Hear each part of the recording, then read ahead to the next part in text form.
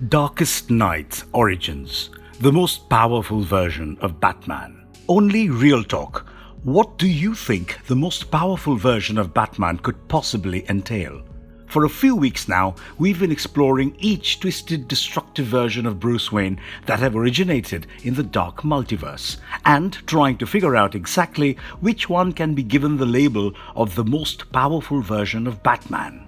Is it the Dawnbreaker, a Bruce Wayne so emotionally hollow that his will corrupted the Lantern Ring and destroyed the Guardians of the Universe? Is it Red Death, a Batman who absorbed the Speed Force? Is it the Darkfather, a version of Bruce who acquires full mastery over the anti-life equation?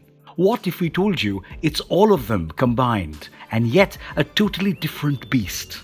What if we told you that the most powerful version of Batman isn't just one Bruce Wayne, it's actually two combined? And what if we told you that this version of Batman was powerful enough to literally reshape the multiverse? Because that's exactly what the Darkest Night is. A cosmic, eldritch nightmare out to corrupt everything in existence. Let's take a look at the most powerful Batman in existence. This is the Darkest Night's origins explored. Before we go into our explanation, we have a very small request. If you like our content, please support us by subscribing to our channel. This is a small click for you, but for us it means a lot. Thank you. Let's begin. It begins with darkness and laughter. The Bruce Wayne of Earth -22. The Dark Multiverse has a lot of terrifying stories about the times Bruce Wayne's worst fears created entire malevolent realities within its cosmic confines. And one of them represents perhaps his greatest fear till date, not being able to defeat the Joker without killing him. Or, worse yet, turning into something just like him. You might know this story because we've told it before on our channel, but we'll give you the abbreviated version of it just to catch you up. Earth -22, a world where Batman's seemingly endless war with the Joker was pushed into overdrive by a dying clown prince of crime. Given the fact that he probably had just a few hours at best to live, Batman's worst enemy decided to leave him with memories of his worst night. The Joker first eliminates the Caped Crusader's entire rogues gallery so that he's the only one left standing. He then kills James Gordon and takes Gotham City captive, triggering bombs all over the city and forcing Bruce to watch everything by paralyzing his body with a neurotoxin that negates body movements but keeps his mind sharp. As his final grand gesture, he decides to recreate that fated night in Crime Alley over and over again, forcing Bruce to relive his trauma while injecting the children that survive his massacres with Joker toxin to turn them into a twisted hybrid of himself and Batman. The perfect being, as he calls it.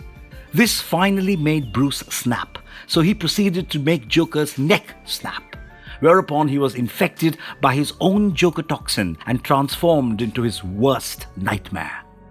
An entity with the highly organized mind of Bruce Wayne and the moral compass of the Clown Prince of Crime. The Batman who laughs proceeded to kill the entire Bat family, including his son Damian, and then wipe out every superhero and villain from his reality, including a particularly ghastly death for Superman, whom he manipulated into killing Lois and John before killing himself with black kryptonite.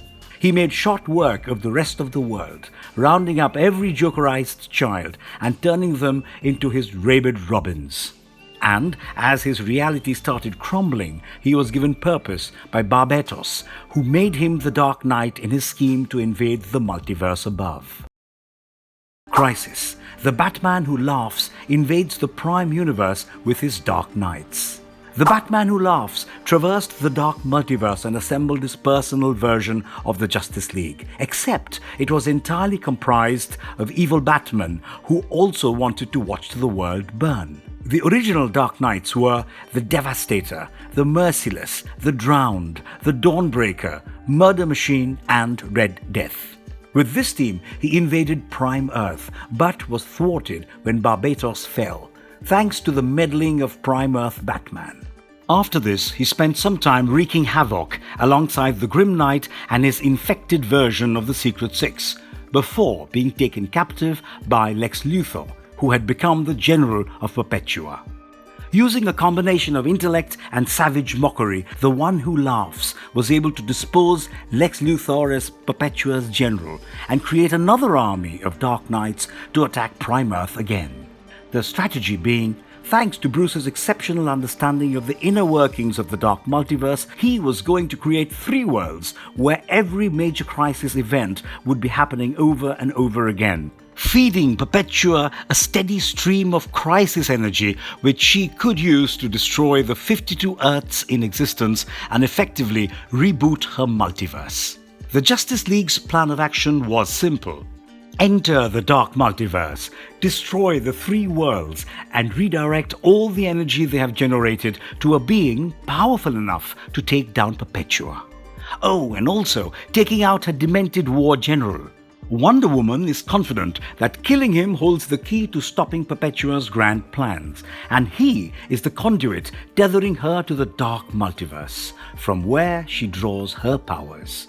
But as the saying goes, no matter how much you think you know or how prepared you are for a situation, in the end, Batman is always right. Bruce knows that killing the One Who Laughs is not the right call to make. But little does he know how right he himself is, because death metal Legends of the Dark Knights reveals a secret about him that no one knows, except the One Who Laughs himself. The beginning of the end, and the Batman Who Laughs' secret Watchman. So, if you've consumed any form of Batman media in his 80+ years of existence, you will have noticed that one thing is pretty much consistent throughout his modus operandi. Batman is overprepared to deal with everything. It's a habit of his that has annoyed his fellow Bat family members for years. Fighting Bruce is never as straightforward as it seems, because he always has contingency plans for his contingency plans. It's one of the reasons he's feared across the cosmos, despite being a mere mortal and a human at that. One would assume that if Bruce was ever exposed to the Joker toxin, he'd lose all sense of order and planning. And if you're one of those people, then boy, you're in for a rude awakening. You see, while he was scouting the Dark Multiverse for versions of Bruce Wayne who would enjoy torturing Prime Earth out of existence, the One Who Laughs came upon a world that held great promise for him, and consequently became ground zero for the beginning of the end. In DC Rebirth, issue number 1, Bruce Wayne finds a blood-stained smiley face button sticking out of the wall of his Batcave. In that world, he investigates its origin alongside Barry Allen, but is then attacked by Reverse Flash, who gets lost in a dimension opened by the button and comes back burning blue and claiming he's seen God. This puts into motion the events of the Doomsday Clock storyline, which reveals that literally everything that had happened to the DC continuity up to that point was because of Dr. Manhattan's meddling. It remains one of Jeff Johns' greatest contributions to comic book history. But, as you might have guessed, this isn't how this story unfolds. No, instead of investigating the origin of the comedian's button and uncovering the secret conspiracy that had its roots in the Watchman universe, Bruce Wayne decides to recreate the energy signature it was giving off. For months, he labors on creating an intrinsic field generator, the same machine that gave John Osterman his powers in the Watchman verse. Being the all-round overachiever that he is, Bruce is able to replicate Osterman's device with relative ease and sets about uncovering its mysteries. Unbeknownst to him, he has been under observation this entire time. The Batman Who Laughs saw what this version of himself was trying to do.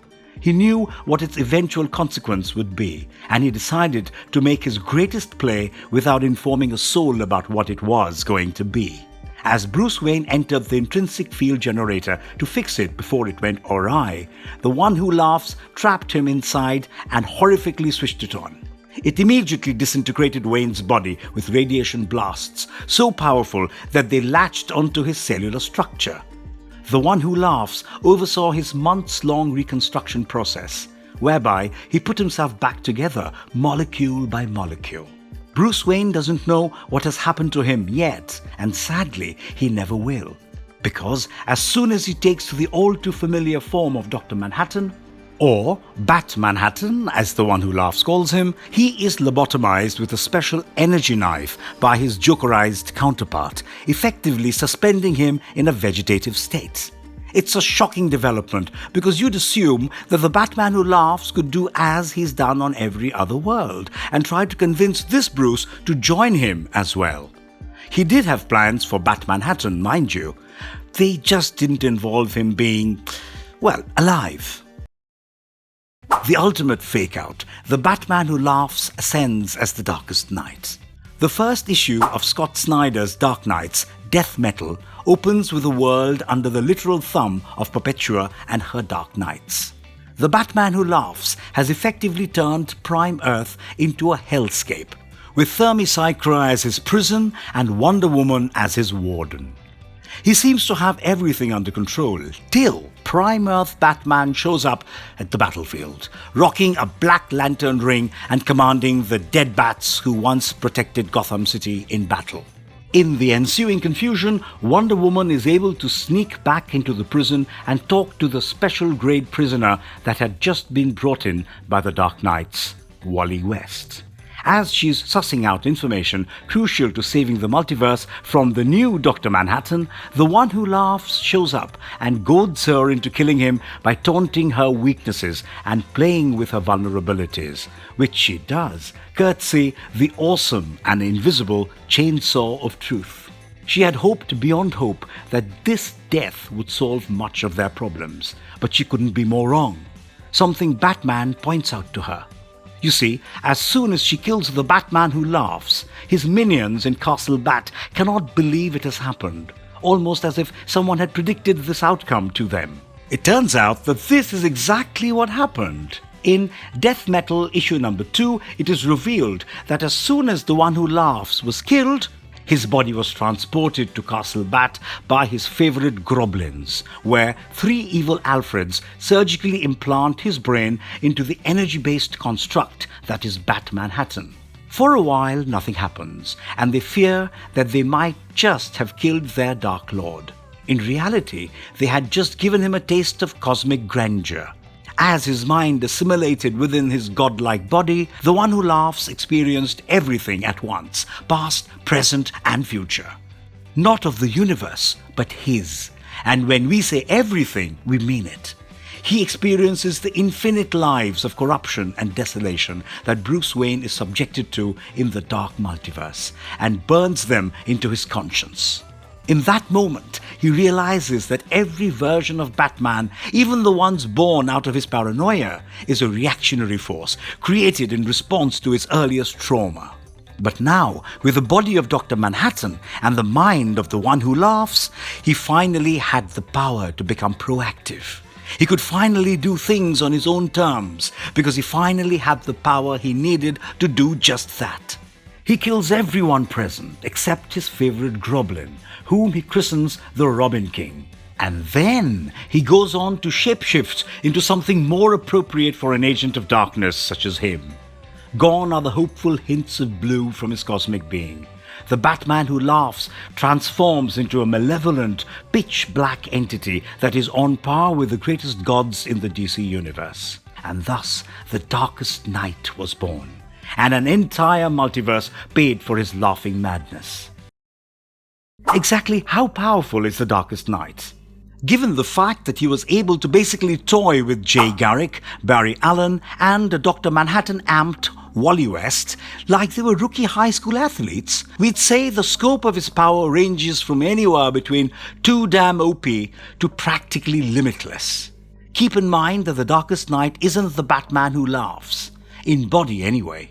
His physical form is Bat Manhattan's, which is to say it is created out of pure energy and basically makes him a god, in all caps.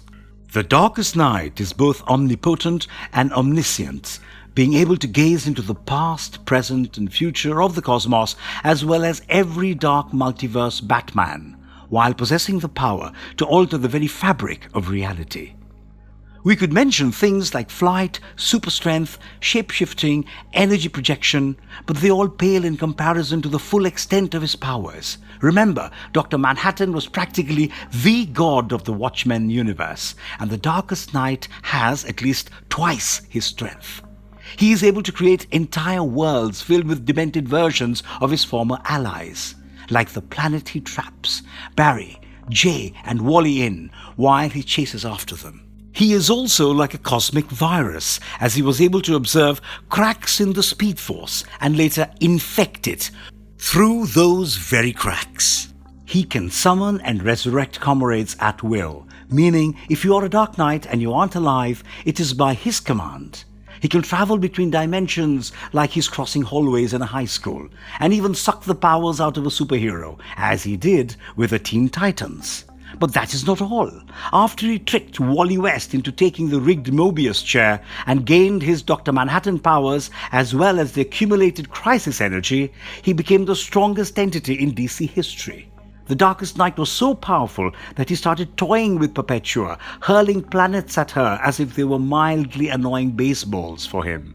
After killing her, he created his own twisted version of the 52 Earths and called it his Dark 52.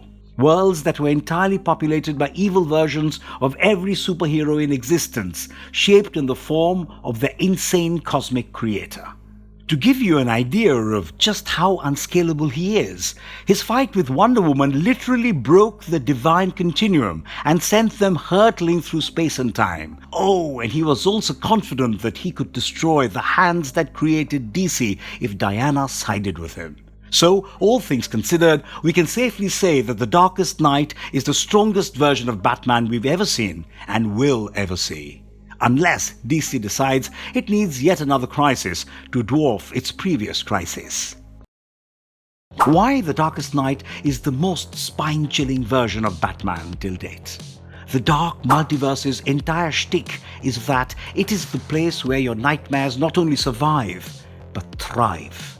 It's a realm of endless suffering and misery, a hard place that breeds monsters you wouldn't dare dream of. And there are entire galaxies in it, born out of Bruce's singularly paranoid nature.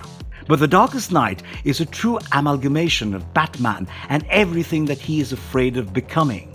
The Darkest Knight is a grim reminder of the fact that Bruce Wayne possessed godlike abilities. He might have turned into something much more sinister than the Caped Crusader he ended up becoming. He is an omniscient, godlike figure with no moral compass. His only desire is to win, even if the omniverse burns, so long as he gets to call himself the King of the Ashes. The Darkest Knight is the most honest representation of what would have happened if Batman was truly untethered, body, mind, and soul.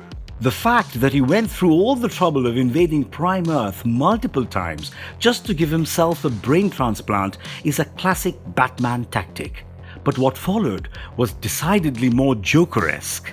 In him, the worst fears of Bruce Wayne and DC as a whole are given form. And if that isn't enough to send glaciers gliding down your spine, then we don't know what will. This final Bruce Wayne could have been a beacon of hope had he been allowed to explore life himself. Instead, he was turned into a weapon capable of tearing reality itself into irreparable shreds. And if you liked our content, don't forget to leave a like and subscribe to us if you haven't already. Have a good one and be safe. Thanks, everyone.